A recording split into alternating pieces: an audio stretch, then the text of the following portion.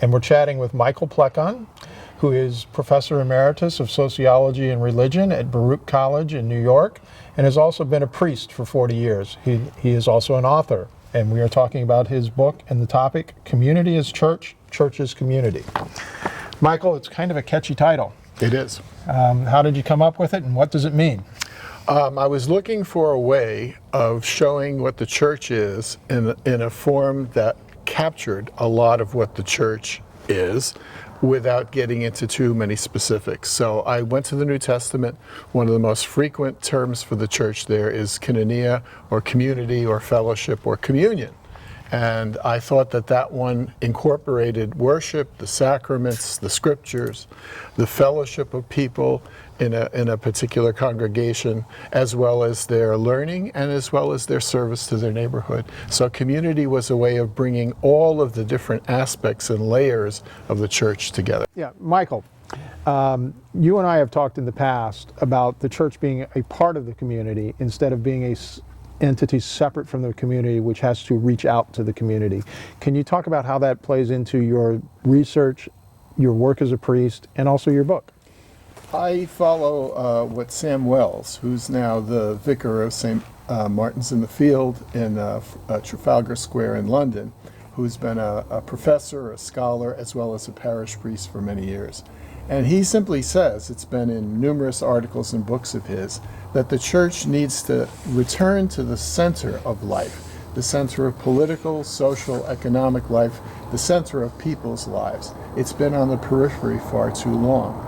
And that's my major avenue of research, especially against the backdrop of congregations of all kinds losing members, shrinking, and declining. Okay. And I noticed that Rowan Williams, who will be known to our Episcopal audience at least as the former Archbishop of Canterbury, says that your book reflects that grassroots critical confidence which grows out of the context where lives and communities are actually being changed by God. How do you understand that? Rowan Williams, I have the privilege of knowing as a friend.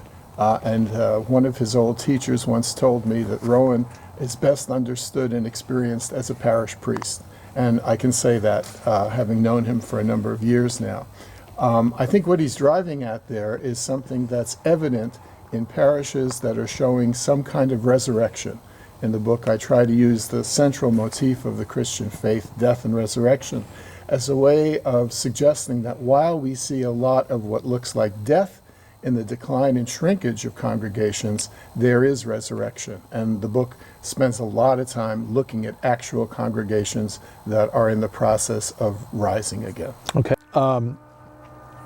Your book starts off with discussion of statistics that we've all seen from Pew Research and other people who follow the church, suggesting that church attendance is down, the existence of nuns and duns are up, but ultimately you bring it around to a theme of resurrection and hope. Yeah. So it's not all bad news, but first let's start with, what are nuns and duns? Nuns and duns came out of research by Pew. These are people who have no longer any kind of ongoing connection to a congregation. They don't worship there, they don't contribute there, they don't hang out there. Duns are people who perhaps earlier in their lives were nurtured in a Christian or Jewish or Muslim context, but have left it behind for lots of different reasons. And I try in the book to show that there are diverse reasons for people no longer being part of community life. I would just add one thing, and that is that Kaya Oakes and a number of different people who studied religious nuns and duns point out that these are people of faith and the Spirit. They can't be written off as atheists. They can't be written off as antagonistic toward faith. Okay.